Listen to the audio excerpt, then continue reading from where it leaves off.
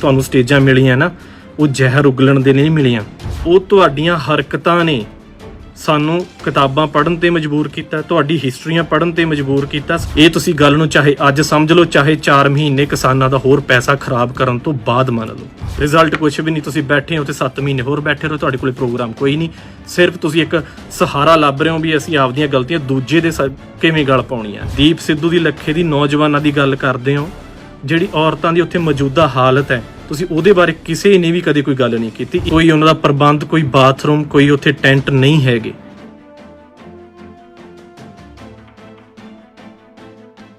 ਵਾਹਿਗੁਰੂ ਜੀ ਕਾ ਖਾਲਸਾ, ਵਾਹਿਗੁਰੂ ਜੀ ਕੀ ਫਤਿਹ ਜੀ। ਪਹਿਲੀ ਗੱਲ ਤਾਂ ਜੀ ਮੈਂ 2-4 ਗੱਲਾਂ ਕਰਨੀਆਂ ਸੀਗੀਆਂ। ਕਾਫੀ ਖੁਸ਼ੀ ਵੀ ਹੈ ਤੁਹਾਨੂੰ ਸਾਰਿਆਂ ਨੂੰ ਹੋਣੀ ਹੈ ਦੀਪ ਸਿੱਧੂ ਦੇ ਰਿਹਾ ਹੋਣ ਦੀ। ਸਾਰੀ ਕੌਮ ਨੂੰ, ਸਾਰੇ ਪੰਥ ਦੇ ਦਰਦੀਆਂ ਨੂੰ, ਸਾਰੇ ਪੰਜਾਬੀਆਂ ਨੂੰ ਬਹੁਤ ਬਹੁਤ ਮੁਬਾਰਕਾਂ ਜੀ। ਬਹੁਤ ਖੁਸ਼ੀ ਹੋਈ ਹੈ ਕਿ ਵੀਰ ਸਾਡਾ ਬਾਹਰ ਆ ਗਿਆ। ਜਿਨ੍ਹਾਂ ਵੀਰਾਂ ਨੇ ਵੀ ਜਿਨ੍ਹਾਂ ਜਿੱਥੇ ਵੀ ਜ਼ੋਰ ਲਾਇਆ, ਕੁਝ ਭਰਾ ਭੈਣ ਮੇਰੇ ਨਾਲ ਜੁੜੇ ਹੋਏ ਸੀ, ਉਹਨਾਂ ਨੇ ਸਾਥ ਦਿੱਤਾ। ਸਾਰਿਆਂ ਦਾ ਬਹੁਤ ਧੰਨਵਾਦ। ਦੀਪ ਸਿੱਧੂ ਆਜ਼ਾਦ ਹੈ, ਉਹਦੇ ਹੁਣ ਆਪਣੇ ਫੈਸਲੇ ਨੇ। ਉਹਨੇ ਕਿਵੇਂ ਅੰਦੋਲਨ ਦੇ ਵਿੱਚ ਵਿਚਰਨਾ, ਉਹਨੇ ਪੰਜਾਬ ਦੇ ਲਈ ਕੀ ਅੱਗੇ ਸਟੈਪ ਲੈਣੇ ਨੇ, ਉਹਦੀ ਆਪਣੀ ਨਿੱਜੀ ਜ਼ਿੰਦਗੀ ਹੈ। ਜਿਹੇ ਜਿਹੇ ਫੈਸਲੇ ਹੋਣਗੇ ਲੋਕ ਉਹਦਾ ਉਸੇ ਤਰੀਕੇ ਨਾਲ ਹੁਣ ਅੱਗੇ ਸਾਥ ਵੀ ਦੇਣਗੇ। ਤੇ ਉਮੀਦ ਵੀ ਕਰਦੇ ਹਾਂ ਕਿ ਜੋ ਲੋਕਾਂ ਨੇ ਜਿੰਨਾ ਭਰੋਸਾ ਦੀਪ ਸਿੱਧੂ ਤੇ ਜਤਾਇਆ, ਜਿਸ ਤਰੀਕੇ ਨਾਲ ਕਮਿਊਨਿਟੀ ਉਹਦੇ ਨਾਲ ਜੁੜੀ ਹੈ, ਤਾਂ ਉਹਦੇ ਫੈਸਲੇ ਵੀ ਕਰਨ ਦੇ ਜਿਹੜੇ ਤਰੀਕੇ ਆ ਉਹ ਬਹੁਤ ਸੁਚੱਜੇ ਤੇ ਹੋਰ ਸੂਝਵਾਨ ਤਰੀਕੇ ਨਾਲ ਹੈ ਜਿਹੜਾ ਉਹ ਅੱਗੇ ਫੈਸਲੇ ਲਊਗਾ ਤੇ ਆਪਣੇ ਲੋਕਾਂ ਦਾ ਭਰੋਸਾ ਨਹੀਂ ਤੋੜੂਗਾ। ਸਾਰਿਆਂ ਦਾ ਫਿਰ ਦਿਲ ਤੋਂ ਧੰਨਵਾਦ ਹੈ। ਮੈਂ ਵੀਡੀਓ ਪਾਉਣੀਆਂ ਸ਼ੁਰੂ ਕੀਤੀਆਂ ਸੀ 26 ਤੋਂ ਬਾਅਦ ਹੀ ਪਾਉਣੀਆਂ ਸ਼ੁਰੂ ਕੀਤੀਆਂ ਸੀ। ਬਹੁਤ ਸਾਰੇ ਲੋਕਾਂ ਨੇ ਪਿਆਰ ਵੀ ਦਿੱਤਾ, ਸਰਾਹਿਆ ਵੀ, ਤੇ ਜਿਨ੍ਹਾਂ ਨੇ ਵੀ ਮੋਟੀਵੇਟ ਹੋ ਕੇ ਵੀਡੀਓ ਪਾਈਆਂ ਜਾਂ ਕਮੈਂਟ ਕੀਤੇ, ਤੇ ਉਹਨਾਂ ਦਾ ਸਾਰਿਆਂ ਦਾ ਮੈਂ ਵੀ ਧੰਨਵਾਦ ਕਰਦਾ। 2-4 ਗੱਲਾਂ ਹੋਰ ਕਰਨੀਆਂ ਸੀਗੀਆਂ ਕਿਸਾਨ ਅੰਦੋਲਨ ਬਾਰੇ, ਤੇ 1-2 ਜਿਹੜੀਆਂ ਕਰਨੀਆਂ ਸੀ ਉਹ ਉਗਰਾਹਾਂ ਸਾਹਿਬ ਦੇ ਬਿਆਨ ਬਾਰੇ ਗੱਲਾਂ ਕਰਨੀਆਂ ਸੀ, ਜਿਸ ਕਰਕੇ ਮੈਂ ਲਾਈਵ ਹੋਇਆ। ਇੱਕ ਗੱਲ ਤਾਂ ਸਭ ਤੋਂ ਜ਼ਰੂਰੀ ਇਹ ਸੀ ਜਿਹੜੀ ਕਰਨ ਵਾਲੀ ਹੈ। ਦੀਪ ਸਿੱਧੂ ਦੀ ਇਸ ਘਟਨਾ ਤੋਂ ਬਾਅਦ ਬਹੁਤ ਲੋਕ ਸੀ ਜਿਨ੍ਹਾਂ ਦੇ 2 ਪੁਆਇੰਟ ਆਫ ਵਿਊ ਸੀ। ਇੱਕ ਤਾਂ ਉਸ ਪਾਸੇ ਖੜੇ ਸੀ ਲਾਈਨ ਤੋਂ, ਇੱਕ ਦੂਸਰੇ ਪਾਸੇ ਖੜੇ ਸੀ ਜਿਹੜੇ ਕਿ ਦੀਪ ਸਿੱਧੂ ਨੂੰ ਗਲਤ ਕਹਿੰਦੇ ਸੀਗੇ। ਪਰ ਕੁਝ ਲੋਕ ਜਿਹੜੇ ਆ ਬਹੁਤ ਛੇਤੀ ਸਮਝੇ, ਹਾਲਾਤਾਂ ਨੂੰ ਸਮਝੇ, ਉਹਨਾਂ ਦਾ ਨਜ਼ਰੀਆ ਬਦਲਿਆ, ਤਾਂ ਉਹ ਦੁਬਾਰਾ ਵਾਪਸ ਆਣ ਕੇ ਦੀਪ ਸਿੱਧੂ ਦੇ ਹੱਕ ਦੇ ਵਿੱਚ ਖੜੇ, ਨੌਜਵਾਨਾਂ ਦੇ ਹੱਕ ਵਿੱਚ ਖੜੇ। ਪਰ ਜਿਹੜੇ ਲੋਕ ਪਹਿਲਾਂ ਦੀਪ ਸਿੱਧੂ ਦੇ ਹੱਕ ਵਿੱਚ ਸੀ ਉਹ ਉਹਨਾਂ ਨੂੰ ਹੁਣ ਬਹੁਤ ਗਲਤ ਕਮੈਂਟ ਕਰ ਰਹੇ ਆ, ਉਹਨਾਂ ਦੀ ਨਿੰਦਿਆ ਕਰ ਰਹੇ ਆ। ਸੋ ਸਾਡਾ ਕਿਸੇ ਨੂੰ ਤੋੜਨਾ ਕੰਮ ਨਹੀਂ ਹੈ। ਜੇ ਉਹਨਾਂ ਨੇ ਗਲਤੀ ਕੀਤੀ ਹੈ, ਜੇ ਅਸੀਂ ਵੀ ਉਹਨਾਂ, ਜੇ ਕਿਸਾਨ ਆਗੂਆਂ ਦੇ ਜਾਂ ਕਾਮਰੇਡਾਂ ਦੇ ਜਥੇਬੰਦੀਆਂ ਦੇ ਜਿਹੜੇ ਉਹਨਾਂ ਦੇ ਮੋਹਰੇ ਹੈ, ਉਹਨਾਂ ਵਾਂਗੂ ਕੰਮ ਕਰਾਂਗੇ, ਉਹਨਾਂ ਨੂੰ ਮਾੜਾ ਬੋਲਾਂਗੇ ਤਾਂ ਗਾਲਾਂ ਕੱਢਾਂਗੇ, ਉਹ ਸਾਡੇ ਨੁਕਸਾਨ ਆ। ਸਾਡੀ ਭੈਣ ਭਰਾ ਨੇ, ਗਲਤੀਆਂ ਸਾਰਿਆਂ ਤੋਂ ਹੋਈਆਂ। ਕਈ ਸੀਗੇ ਕੁਝ ਸਮਝ ਕੇ ਵੀ ਬੇਸਮਝੀ ਦਿਖਾਈ ਕਈਆਂ ਨੇ, ਕਈ ਅਜੇ ਵੀ ਹੈਗੇ ਆ, ਪਰ ਸਾਡਾ ਗਾਲਾਂ ਕੱਢਣਾ, ਉਹਨਾਂ ਨੂੰ ਮਾੜਾ ਬੋਲਣਾ, ਉਹ ਸਾਡਾ ਜਿਹੜਾ ਨਾ ਉਹ ਧਰਮ ਹੈ ਤੇ ਨਾ ਹੀ ਸਾਨੂੰ ਉਹ ਸਿੱਖਿਆ ਮਿਲੀ ਹੈ। ਸੋ ਸਾਰਿਆਂ ਦਾ ਸਵਾਗਤ ਕਰੀਏ, ਰਲ ਮਿਲ ਕੇ, ਸਿਰ ਜੋੜ ਕੇ ਕੌਮ ਦੇ ਮਸਲਿਆਂ ਦੀ ਗੱਲ ਕਰੀਏ। ਪੰਜਾਬ ਦੇ ਬਹੁਤ ਮਸਲੇ ਹੈ, ਇੱਕ ਮਸਲਾ ਨਹੀਂ ਹੈ। ਦੀਪ ਸਿੱਧੂ ਇੱਕ ਇਕੱਲਾ ਮਸਲਾ ਨਹੀਂ ਸੀ। ਜ਼ਰੂਰੀ ਸੀਗਾ ਉਹਦਾ ਬਾਹਰ ਆਉਣਾ, ਉਹਦੇ ਨਾਲ ਨਜਾਇਜ਼ ਹੋਈ ਆ, ਉਹ ਅੱਜ ਬਾਹਰ ਹੈ। ਪਰ ਦੀਪ ਸਿੱਧੂ ਇੱਕ ਮਸਲਾ ਨਹੀਂ ਸੀ। ਕੌਮ ਦੇ ਬਹੁਤ ਮਸਲੇ ਆ, ਸਾਨੂੰ ਸਿਰ ਜੋੜ ਕੇ ਬੈਠਣ ਦੀ ਲੋੜ ਹੈ, ਵਿਚਾਰਾ ਕਰਨ ਦੀ ਲੋੜ ਹੈ, ਬੁੱਧੀਜੀਵੀਆਂ ਨੂੰ ਇਕੱਠੇ ਹੋਣ ਦੀ ਲੋੜ ਹੈ। ਬੇਅਦਬੀ ਕਾਂਡ ਸੀ ਜੋ ਗੁਰੂ ਮਹਾਰਾਜ ਦੀ ਬੇਅਦਬੀ ਹੋਈ ਹੈ, ਉਹਦੀ ਰਿਪੋਰਟ ਤੁਹਾਡੇ ਸਾਹਮਣੇ ਸਾਡੀ ਕੌਮ ਦੀ ਝੋਲੀ ਦੇ ਵਿੱਚ ਪਾਈ ਹੈ ਕੁੰਵਰ ਵਿਜੇ ਪ੍ਰਤਾਪ ਨੇ, ਜੋ ਵੀ ਉਹਨਾਂ ਦੀ ਇਨਵੈਸਟੀਗੇਸ਼ਨ ਸੀ। ਉਹਦੇ ਉੱਤੇ ਸਰਕਾਰ ਦਾ ਕੀ ਰਿਐਕਸ਼ਨ ਹੈ, ਸਾਡੀਆਂ ਪੰਥਕ ਜਥੇਬੰਦੀਆਂ ਕਿੰਨੀਆਂ ਕੁ ਸੁਹਿਰਦ ਨੇ, ਤੇ ਸਾਡੇ ਲੋਕ ਕਿੰਨਾ ਕੁ ਸਮਝ ਰਹੇ ਨੇ, ਇਹ ਵੀ ਇੱਕ ਬਹੁਤ ਵੱਡਾ ਮਸਲਾ ਹੈ। ਸੋ ਸਾਨੂੰ ਇਹ ਸਾਰੀਆਂ ਚੀਜ਼ਾਂ, ਇਹ ਸਾਰੇ ਮੁੱਦੇ ਵਿਚਾਰਨ ਦੇ ਲਈ ਸਿਰ ਜੋੜ ਕੇ ਬੈਠਣ ਦੀ ਜ਼ਰੂਰਤ ਹੈ, ਬਜਾਏ ਇਸ ਦੇ ਕਿ ਅਸੀਂ ਇੱਕ ਦੂਜੇ ਦੀ ਨਿੰਦਿਆ ਤੇ ਚੁਗਲੀ ਜਾਂ ਮਾੜੇ ਸ਼ਬਦਾਂ ਦੇ ਵਿੱਚ ਹੀ ਆਪਣੀ એનર્ਜੀ ਵੇਸਟ ਕਰੀਏ, ਟਾਈਮ ਵੇਸਟ ਕਰੀਏ। ਉਸ ਤੋਂ ਬਾਅਦ ਗੱਲ ਕਰਦੇ ਹਾਂ ਉਗਰਾਹਾਂ ਸਾਹਿਬ ਦੇ ਬਿਆਨ ਦੀ। 2-3 ਦਿਨ ਪਹਿਲਾਂ ਨੌਜਵਾਨਾਂ ਨੇ ਉਹਨਾਂ ਦੀ ਗੱਡੀ ਰੋਕੀ, ਉਹਨਾਂ ਨੂੰ ਸਵਾਲ ਕਰਨ ਦੀ ਕੋਸ਼ਿਸ਼ ਕੀਤੀ, ਜਿਹੜੇ ਕਿ ਅਕਸਰ ਨੌਜਵਾਨ ਕਰਦੇ, ਪਹਿਲਾਂ ਵੀ ਕਰਦੇ ਰਹੇ ਹੈ। ਪਰ ਇਹ ਆਪਣੀ ਗੁੰਡਾਗਰਦੀ ਦੇ ਨਾਲ ਜਿਹੜਾ ਇਹਨਾਂ ਨੇ ਗੈਂਗ ਪਾਲਿਆ ਹੋਇਆ, ਉਹਨਾਂ ਨੂੰ ਇਹ ਹਮੇਸ਼ਾ ਦਬਾਉਂਦੇ ਆ, ਡਰਾਉਂਦੇ ਆ। ਉਹਨਾਂ ਦੇ ਸਵਾਲ ਇਹ ਸੀ ਕਿ ਤੁਸੀਂ ਪ੍ਰੋਗਰਾਮ ਪਹਿਲਾਂ ਵੀ ਦਿੱਤੇ ਸੀ, 26 ਦਾ ਵੀ ਤੁਹਾਡਾ ਪ੍ਰੋਗਰਾਮ ਸੀ, ਤਾਂ ਹੁਣ ਜਿਹੜਾ ਸੰਸਦ ਮਾਰਚ ਦਾ ਪ੍ਰੋਗਰਾਮ ਸੀ ਉਹ ਵੀ ਤੁਹਾਡਾ ਹੀ ਦਿੱਤਾ ਹੋਇਆ ਸੀ, ਹੁਣ ਵੀ ਤੁਸੀਂ ਪਿੱਛੇ ਕਿਉਂ ਹਟ ਰਹੇ ਹੋ? ਨਾ ਤਾਂ ਦੀਪ ਸਿੱਧੂ ਆ, ਨਾ ਲੱਖਾਂ, ਨਾ ਉਹਦੇ ਸਪੋਰਟਰ ਨੇ ਉੱਤੇ, ਤੁਸੀਂ ਹੁਣ ਕਿਉਂ ਪਿੱਛੇ ਹਟ ਰਹੇ ਹੋ? ਤਾਂ ਉਹਨਾਂ ਦੇ ਇੱਕ ਛੋਟੇ ਜਿਹੇ ਸਵਾਲ ਦੇ ਉੱਤੇ ਜਿਹੜਾ ਸਟੇਜ ਦੇ ਉੱਤੇ ਉਹਨਾਂ ਨੇ ਜ਼ਹਿਰ ਉਗਲਿਆ, ਚਾਹੇ ਉਹ ਇੱਕ ਧਰਮ ਨੂੰ ਲੈ ਕੇ, ਖਾਲਿਸਤਾਨ ਨੂੰ ਲੈ ਕੇ ਜ਼ਹਿਰ ਉਗਲਿਆ ਹੋਵੇ, ਜਾਂ ਫਿਰ ਕਹਾਣੀ ਘੁਮਾ ਕੇ ਦੀਪ ਸਿੱਧੂ ਤੇ ਲੱਖੇ ਸਿਧਾਣੀ ਦੇ ਉੱਤੇ ਸੁੱਟ ਦਿੱਤੀ ਕਿ ਉਹਦੇ ਸਪੋਰਟਰ ਨੇ ਜਾਂ ਉਹਦੇ ਵਾਲੇ ਗਰੁੱਪ ਦੇ ਲੋਕ ਨੇ। ਜੇ ਤਾਂ ਸੰਸਦ ਮਾਰਚ ਜਦੋਂ ਤੁਸੀਂ ਕਰਦੇ ਹੋ ਤਾਂ ਉੱਥੇ ਕੋਈ 19 ਕੋਈ ਨੌਜਵਾਨ ਕਰਦਾ ਤਾਂ ਤੁਹਾਨੂੰ ਬਹਾਨਾ ਚਾਹੀਦਾ ਸੀ ਕਿਸੇ ਦੇ ਉੱਤੇ ਗੱਲ ਪਾਉਣ ਦੇ ਲਈ। ਤੁਸੀਂ ਲੱਖੇ ਦੀ ਕੋਸ਼ਿਸ਼ ਕਰਦੇ ਰਹੇ ਉਹਨੂੰ ਅੰਦੋਲਨ ਦੇ ਵਿੱਚ ਵਾਪਸ ਲੈ ਕੇ ਆਉਣ ਦੇ ਲਈ। ਜੇ ਤੁਸੀਂ ਮਾਰਚ ਕਰਦੇ, ਲੱਖਾ ਤੁਹਾਡੇ ਨਾਲ ਹੁੰਦਾ, ਸੰਸਦ ਨੂੰ ਮਾਰਚ ਕਰਦੇ, ਤਾਂ ਦੀਪ ਸਿੱਧੂ ਦੀ ਤਰ੍ਹਾਂ ਉਸੇ ਪਲੈਨਿੰਗ ਦੇ ਨਾਲ ਤੁਸੀਂ ਉਹਦੇ ਉੱਤੇ ਅਤਿਆਚਾਰ ਕਰਵਾਉਣਾ ਸੀ। ਉਹ ਤੁਹਾਡੀਆਂ ਚਾਲਾਂ ਦੇ ਵਿੱਚ ਨਹੀਂ ਆਇਆ। ਹੁਣ ਤੁਹਾਨੂੰ ਕੋਈ ਨੌਜਵਾਨ, ਕੋਈ ਇਹੋ ਜਿਹਾ ਚਿਹਰਾ ਨਹੀਂ ਮਿਲ ਰਿਹਾ ਜਿਹਦੇ ਉੱਤੇ ਤੁਸੀਂ ਗੱਲ ਸੁੱਟਣੀ ਚਾਹੋ ਤਾਂ ਤੁਸੀਂ ਭੱਜ ਰਹੇ ਹੋ। ਤੁਸੀਂ ਕਹਿ ਰਹੇ ਹੋ ਸਾਡੇ ਹੱਥ ਖੜੇ ਨੇ, ਜਿਹੜੀ ਜਥੇਬੰਦੀ ਨੇ ਜਿਹਨੇ ਅਪਰੋਚ ਕਰਨੀ ਹੈ, ਜਿਹਨੇ ਸੰਸਦ ਮਾਰਚ ਕਰਨਾ, ਉਹ ਜਥੇਬੰਦੀ ਕਰ ਲਵੇ। ਇਹ ਤਾਂ ਉਹ ਗੱਲ ਹੋਈ ਮੰਡੇ ਖਾਣ ਨੂੰ ਲੂੰਬੜੀ ਤੇ ਡੰਡੇ ਖਾਣ ਨੂੰ ਰਿੱਛ। ਜਦੋਂ ਤਾਂ ਪੈਸਾ ਇਕੱਠਾ ਕਰਨਾ ਸੀ, ਜਦੋਂ ਮਾਇਆ ਇਕੱਠੀ ਕਰਨੀ ਸੀ, ਉਦੋਂ ਤਾਂ ਸਾਰੀਆਂ ਜਥੇਬੰਦੀਆਂ ਅੱਗੇ ਸੀਗੀਆਂ, ਮੈਂਬਰਸ਼ਿਪ ਨੇ ਪਰਚੀਆਂ ਤੁਹਾਡੀਆਂ ਕੱਟੀਆਂ ਜਾ ਰਹੀਆਂ ਸੀਗੀਆਂ। ਹੁਣ ਜਦੋਂ ਤੁਹਾਨੂੰ ਨੌਜਵਾਨ ਸਵਾਲ ਪੁੱਛਦੇ ਆ ਸਾਨੂੰ ਪ੍ਰੋਗਰਾਮ ਦਿਓ, ਸਾਨੂੰ 8 ਮਹੀਨੇ ਹੋ ਗਿਆ ਵੀ ਇਹਨਾਂ ਦੇ ਵਿੱਚ ਤੁਸੀਂ ਇਹੋ ਜਿਹਾ ਕਿਹੜਾ ਪ੍ਰੋਗਰਾਮ ਦਿੱਤਾ ਜਿਹਦੇ ਨਾਲ ਸਰਕਾਰ ਤੇ ਪ੍ਰੈਸ਼ਰ ਪਊਗਾ। ਉਹ ਪ੍ਰੋਗਰਾਮ ਸੀ ਤੁਹਾਡੇ ਰੇਲ ਰੋਕਣ ਦੇ, SDM ਨੂੰ ਮੰਗ ਪੱਤਰ ਦੇਣ ਦੇ, ਤੇ ਆਮ ਕਿਸਾਨਾਂ ਦੇ ਪੈਸੇ ਇਕੱਠੇ ਕਰਕੇ ਕਾਮਰੇਡਾਂ ਦੀਆਂ ਟਾਊਟਾਂ ਦੀਆਂ ਬਰਸੀਆਂ ਮਨਾਉਣ ਦੇ। ਇਹ ਤੁਹਾਡੇ ਪ੍ਰੋਗਰਾਮ ਦਿੱਤੇ ਹੋਏ ਸੀ। ਜੇ ਹੁਣ ਤੁਹਾਨੂੰ ਨੌਜਵਾਨ ਸਵਾਲ ਪੁੱਛਦੇ ਆ ਤਾਂ ਤੁਸੀਂ ਉਹਨੂੰ ਫਿਰ ਇੱਕ ਗਰੁੱਪ ਦੇ ਨਾਲ ਜੋੜ ਦਿੰਦੇ ਹੋ ਗੱਲ ਟਾਲਣ ਦੇ ਲਈ। ਆਪਣੀ ਜਿਹੜੀ ਤੁਹਾਡੀਆਂ ਕਮੀਆਂ ਨੇ ਉਹ ਦੂਜਿਆਂ ਦੇ ਗਲ ਸੁੱਟਣੀਆਂ, ਉਹ ਕਰ ਰਹੇ ਹੋ ਤੁਸੀਂ ਸਟੇਜਾਂ ਤੇ ਖੜ ਕੇ। ਜੇ ਤੁਹਾਨੂੰ ਸਟੇਜਾਂ ਮਿਲੀਆਂ ਨਾ, ਉਹ ਜ਼ਹਿਰ ਉਗਲਣ ਦੇ ਨਹੀਂ ਮਿਲੀਆਂ, ਉਹ ਕਿਸਾਨਾਂ ਨੂੰ ਸੇਧ ਦੇਣ ਲਈ, ਨੌਜਵਾਨੀ ਨੂੰ ਸੇਧ ਦੇਣ ਦੇ ਲਈ ਬਣੀਆਂ। ਤੇ ਅਸੀਂ ਪਰਮਾਤਮਾ ਦਾ ਵੀ ਬਹੁਤ ਸ਼ੁਕਰ ਕਰਦੇ ਹਾਂ। ਸਾਨੂੰ ਵੀ ਤੁਹਾਡੀਆਂ ਕਰਤੂਤਾਂ ਬਾਰੇ ਪਹਿਲਾਂ ਬਹੁਤਾ ਜ਼ਿਆਦਾ ਨਹੀਂ ਸੀ ਪਤਾ।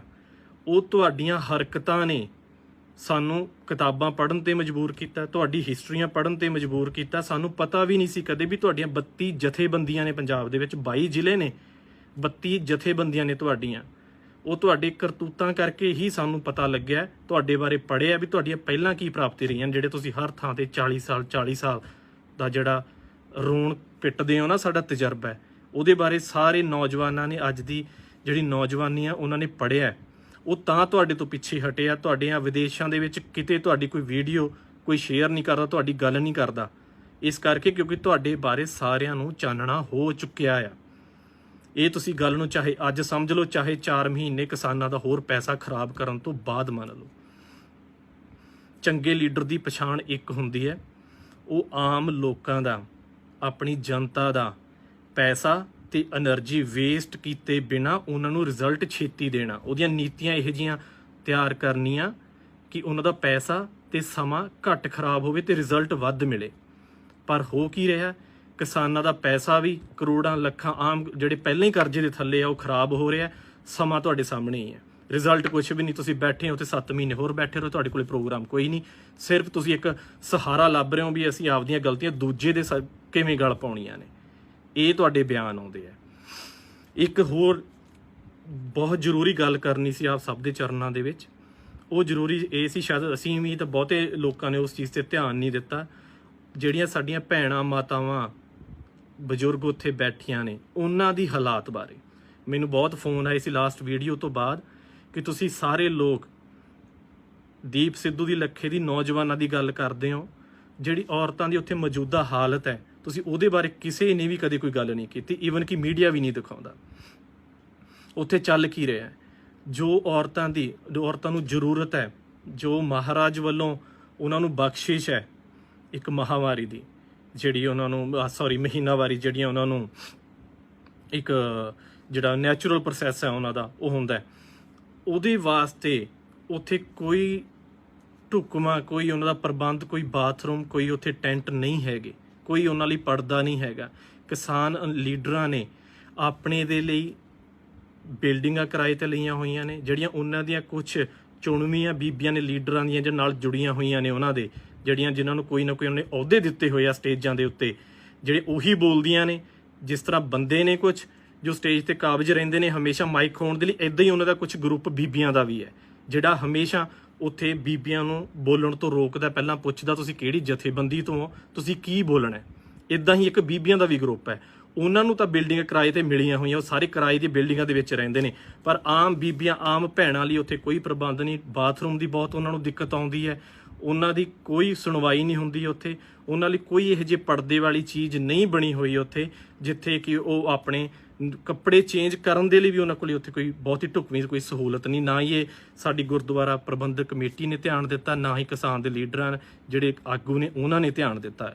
ਕਿਸੇ ਨੇ ਵੀ ਆਪਸ ਦੇ ਵਿੱਚ ਉਲਝਣ ਦੇ ਲਈ, ਇੱਕ ਦੂਜੇ ਦੇ ਉੱਤੇ ਜ਼ਹਿਰ ਸੁੱਟਣ ਦੇ ਲਈ ਬਹੁਤ ਕਾਹਲੇ ਰਹਿੰਦੇ ਨੇ। ਗੱਲ ਕਰਦੇ ਨੇ ਵਿਮਨ ਇੰਪਾਵਰਮੈਂਟ ਦੀ, ਤੁਸੀਂ ਗੱਲ ਕਰਦੇ ਹੋ ਨਾ ਵੀ ਔਰਤਾਂ ਨੂੰ ਬਰਾਬਰ ਹੱਕ ਦੇਣ ਦੇ ਲਈ। ਮੰਨਿਆ ਤੁਹਾਡੀਆਂ 32 ਜਥੇਬੰਦੀਆਂ ਪਹਿਲਾਂ ਬੜੀਆਂ ਹੋਈਆਂ ਸੀ, ਉਹਦੇ ਕਿਸਾਨ ਆਗੂ ਸਾਰੇ ਬੰਦੇ ਹੀ ਸੀ, ਤੁਸੀਂ ਤਾਲਮੇਲ ਕਮੇਟੀ ਬਣਾਈ ਆ, ਉਹਦੇ ਵਿੱਚ ਇੱਕ ਵੀ ਔਰਤ ਦੀ ਸ਼ਮੂਲੀਅਤ ਨਹੀਂ ਹੈ। ਕੀ ਗੱਲ ਬੀਬੀਆਂ ਦਾ ਉੱਥੇ ਕੋਈ ਵੀ ਯੋਗਦਾਨ ਨਹੀਂ ਹੈ? ਉਹ ਸਿਰਫ ਇੱਕ ਤੁਸੀਂ ਪੈਰ ਦੀ ਜੁੱਤੀ ਸਮਝਦੇ ਹੋ। ਸਟੇਜ ਤੇ ਵੀ ਨਹੀਂ ਬੋਲਣ ਦਿੱਤਾ ਜਾਂਦਾ ਉਹਨਾਂ ਨੂੰ ਵੀ, ਉਹਨਾਂ ਦੇ ਅਧਿਕਾਰ ਕਿੱਥੇ ਗਏ? ਉਹਨਾਂ ਨੂੰ ਸਿਰਫ ਤੁਸੀਂ ਇੱਕ ਰੋਟੀਆਂ ਬਣਾਉਣ ਲਈ ਤੇ ਆਪਣੀ ਇੱਕ ਜਿਸ ਤਰ੍ਹਾਂ ਪੈਰ ਦੀ ਜੁੱਤੀ ਸਮਝਦੇ ਹੋ ਉੱਥੇ ਉਹਨਾਂ ਨੂੰ ਵਰਤਣ ਦੇ ਲਈ ਤੁਸੀਂ ਉੱਥੇ ਰੱਖਿਆ ਹੋਇਆ। ਉਹਨਾਂ ਦੀ ਸਿਕਿਉਰਿਟੀ ਤੁਸੀਂ ਪੰਜਾਬ ਦੇ ਵਿੱਚੋਂ ਆਪਣੀਆਂ ਭੈਣਾਂ ਮਾਤਾਵਾਂ ਨੂੰ ਲੈ ਕੇ ਉੱਥੇ ਜਾ ਰਹੇ ਹੋ, ਉਹਨਾਂ ਦੀ ਸਿਕਿਉਰਿਟੀ, ਉਹਨਾਂ ਦੇ ਰਹਿਣ ਸਹਿਣ ਦਾ ਪ੍ਰਬੰਧ, ਉਹਨਾਂ ਦੇ ਜੋ ਇਹ ਜਿਹੇ ਕੁਝ ਨਿੱਜੀ ਜਿਹੜੀਆਂ ਉਹਨਾਂ ਦੀਆਂ ਵਸਤੂਆਂ ਹੁੰਦੀਆਂ ਉਹਨਾਂ ਦੇ ਲਈ ਤੁਸੀਂ ਕੀ ਪ੍ਰਬੰਧ ਕੀਤਾ? ਕੋਈ ਵੀ ਨਹੀਂ, ਕੋਈ ਕਿਸੇ ਨੇ ਵੀ ਨਹੀਂ ਧਿਆਨ ਦਿੱਤਾ ਇਸ ਗੱਲ ਦੇ ਬਾਰੇ। ਤਾਂ ਇਸ ਚੀਜ਼ ਤੇ ਸਾਡੀਆਂ ਜਥੇਬੰਦੀਆਂ ਨੂੰ, ਸਾਡੇ ਲੋਕਾਂ ਨੂੰ, ਸਾਡੇ ਕਿਸਾਨ ਆਗੂਆਂ ਨੂੰ ਤੇ ਨੌਜਵਾਨਾਂ ਨੂੰ ਵੀ ਧਿਆਨ ਦੇਣ ਦੀ ਬਹੁਤ ਜ਼ਰੂਰਤ ਹੈ ਕਿ ਉਹਨਾਂ ਦੀ ਹੀ ਵੀ ਆਵਾਜ਼ ਸੁਣੀ ਜਾਵੇ, ਉਹਨਾਂ ਨੂੰ ਵੀ ਅੰਦੋਲਨ ਦਾ ਹੀ ਹਿੱਸਾ ਸਮਝਿਆ ਜਾਵੇ। ਜਿਹੜੀਆਂ ਬੀਬੀਆਂ ਭੈਣਾਂ ਉੱਥੇ ਬੈਠੀਆਂ ਨੇ, ਨੌਦੀਪ ਦੀ ਗੱਲ ਹੋਈ ਸੀ, ਜੇਲ੍ਹ ਦੇ ਵਿੱਚ ਗਈ, ਅਤਿਆਚਾਰ ਹੋਇਆ, ਉਸ ਤੋਂ ਬਾਅਦ ਉਸ ਦੀਆਂ ਕੋਈ ਨਿਊਜ਼ ਜਾਂ ਉਹਦੇ ਵੀਡੀਓ ਵਾਇਰਲ ਨਹੀਂ ਹੋਈਆਂ, ਕਿਉਂਕਿ ਇਹ ਲੋਕ ਔਰਤਾਂ ਜਦੋਂ ਕੋਈ ਬੋਲਣਾ ਸ਼ੁਰੂ ਕਰਦੀ ਆ ਤਾਂ ਆਪਣੇ ਗੁੰਡਿਆਂ ਨਾਲ ਉਹਨਾਂ ਤੇ ਦਬਾਅ ਬਣਾਉਂਦੇ ਨੇ। ਇਹ ਫੋਨ ਕਰਵਾਉਂਦੇ ਨੇ ਉਹਨਾਂ ਨੂੰ ਥਾਂ ਥਾਂ ਤੋਂ, ਇਹ ਉਹਨਾਂ ਦੇ ਘਰ ਬੰਦੇ ਭੇਜਦੇ ਨੇ ਵੀ ਤੁਹਾਡੀ ਲੜਕੀ ਕਿਉਂ ਬੋਲਦੀ ਹੈ ਕਿਸਾਨ ਆਗੂਆਂ ਦੇ ਖਿਲਾਫ।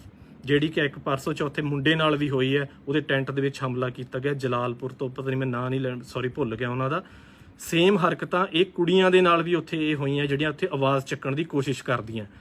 ਸੋ ਸਾਰੇ ਭੈਣ ਭਰਾਵਾਂ ਨੂੰ ਸਿਰ ਜੋੜ ਕੇ ਇੱਕ ਦੂਜੇ ਨਾਲ ਇਕੱਠੇ ਹੋ ਕੇ ਮੋਢੇ ਨਾਲ ਮੋਢਾ ਜੋੜ ਕੇ ਚੱਲਣ ਦੀ ਜ਼ਰੂਰਤ ਹੈ। ਕੌਮ ਦੇ ਬਹੁਤ ਮਸਲੇ ਹੈ, ਸਾਨੂੰ ਹੌਲੀ ਹੌਲੀ ਸੁਹਿਰਦਤਾ ਦੇ ਨਾਲ ਉਹਨਾਂ ਬਾਰੇ ਸੋਚਣਾ ਚਾਹੀਦਾ ਤੇ ਅੱਗੇ ਵਧਣਾ ਚਾਹੀਦਾ। ਕਿਸਾਨ ਅੰਦੋਲਨ ਨੂੰ ਅਸੀਂ ਹਮਾਇਤ ਦਿੰਨੇ ਆ, ਸਾਰੇ ਹੀ ਦਿੰਦੇ ਆ, ਕੋਈ ਇਹ ਨਹੀਂ ਹੈ ਵੀ ਅਸੀਂ ਦੀਪ ਸਿੱਧੂ ਦੇ ਜਾਂ ਲੱਖੇ ਸਿਧਾਣੇ ਦੇ ਇੱਕ ਪੱਖ ਦੇ ਵਿੱਚ ਹੈ ਤੇ ਕਿਸਾਨ ਅੰਦੋਲਨ ਨਾਲ ਸਾਡੇ ਕੋਈ ਲੈਣਾ ਦੇਣਾ ਨਹੀਂ। ਇਹ ਜੋ ਵੀਡੀਓ ਪਈਆਂ, ਜੋ ਪੋਸਟਾਂ ਪਈਆਂ, ਉਹ ਸਿਰਫ 26 ਤਰੀਕ ਤੋਂ ਬਾਅਦ ਪੈਣੀਆਂ ਸ਼ੁਰੂ ਹੋਈਆਂ, ਜਦੋਂ ਇਹਨਾਂ ਨੇ ਬਹੁਤ ਜ਼ਿਆਦਾ ਗਲਤ ਜਿਹੜੀ ਸ਼ਬਦਾਵਲੀ ਹੈ ਉਹ ਨੌਜਵਾਨਾਂ ਦੇ ਲਈ ਵਰਤੀ, ਚਾਹੇ ਉਹ ਦੀਪ ਸਿੱਧੂ ਹੈ ਚਾਹੇ ਉਹ ਹੋਰ ਲੋਕ ਹੈ। ਤੇ ਨਾਲ ਆਪਣੀਆਂ ਹੁਣ ਅਸੀਂ ਭੈਣਾਂ ਨੂੰ ਵੀ ਲੈ ਕੇ ਚੱਲਾਂਗੇ, ਹਰ ਇੱਕ ਵੀਡੀਓ ਦੇ ਵਿੱਚ, ਹਰ ਇੱਕ ਪੋਸਟ ਦੇ ਵਿੱਚ ਅਸੀਂ ਬਰਾਬਰ ਜ਼ਿਕਰ ਰੱਖੀਏ। ਸਾਡੇ ਤੋਂ ਵੀ ਗਲਤੀਆਂ ਹੋਈਆਂ, ਅਸੀਂ ਸਿਰਫ ਦੀਪ ਸਿੱਧੂ ਜਾਂ ਲੱਖੇ ਬਾਰੇ ਹੀ ਗੱਲ ਕਰਦੇ ਰਹੇ, ਸਾਡੇ ਤੱਕ ਅਪਰੋਚ ਹੋਈ ਹੈ, ਭੈਣਾਂ ਦੇ ਫੋਨ ਆਏ ਆ, ਤਾਂ ਉਹਨਾਂ ਬਾਰੇ ਗੱਲ ਕਰਨੀ ਮੈਂ ਜ਼ਰੂਰੀ ਸਮਝੀ। ਇਸੇ ਕਰਕੇ ਹੀ ਮੇਨ ਪਰਪਸ ਸੀ ਲਾਈਵ ਹੋਣ ਦਾ। ਪੱਤਰਕਾਰ ਵੀਰ ਵੀ ਜਾਣ, ਉਹਨਾਂ ਦੇ ਦੁੱਖ ਸੁੱਖ ਪੁੱਛਣ, ਤੇ ਚਾਹੇ ਕਿਸਾਨ ਆਗੂ ਨਹੀਂ ਪੁੱਛਦੇ ਤਾਂ ਸਾਡੇ ਨੌਜਵਾਨ ਜ਼ਰੂਰ ਆਪਣੀਆਂ ਭੈਣਾਂ ਮਾਤਾਵਾਂ ਨੂੰ ਪੁੱਛਣ ਵੀ ਉਹਨਾਂ ਨੂੰ ਕੋਈ ਉੱਥੇ ਪਰੇਸ਼ਾਨੀ ਤਾਂ ਨਹੀਂ ਆ ਰਹੀ, ਤਾਂ ਉਹਨਾਂ ਦੀ ਸਿਕਿਉਰਿਟੀ ਦਾ ਜਿਹੜਾ ਆ ਉਹ ਪ੍ਰਬੰਧ ਕੀਤਾ ਜਾਵੇ ਜੀ। ਬਸ ਇਹੀ ਮੈਂ 2-4 ਗੱਲਾਂ ਤੁਹਾਡੇ ਨਾਲ ਕਰਨ ਦੇ ਲਈ ਲਾਈਵ ਹੋਇਆ ਸੀਗਾ ਜੀ। ਬਹੁਤ ਬਹੁਤ ਧੰਨਵਾਦ ਜਿੰਨਾ ਤੁਸੀਂ ਪਿਆਰ ਦਿੱਤਾ, ਜਿੰਨਾ ਤੁਸੀਂ ਕਮੈਂਟਾਂ ਦੇ ਵਿੱਚ ਸਾਥ ਦਿੱਤਾ, ਫੇਕ ਆਈਡੀ ਵਾਲਿਆਂ ਨੂੰ ਜਵਾਬ ਦਿੱਤਾ, ਬਹੁਤ ਬਹੁਤ ਤੁਹਾਡਾ ਸਾਰਿਆਂ ਦਾ ਜੀ ਧੰਨਵਾਦ। ਵਾਹਿਗੁਰੂ ਜੀ ਕਾ ਖਾਲਸਾ, ਵਾਹਿਗੁਰੂ ਜੀ ਕੀ ਫਤਿਹ ਜੀ।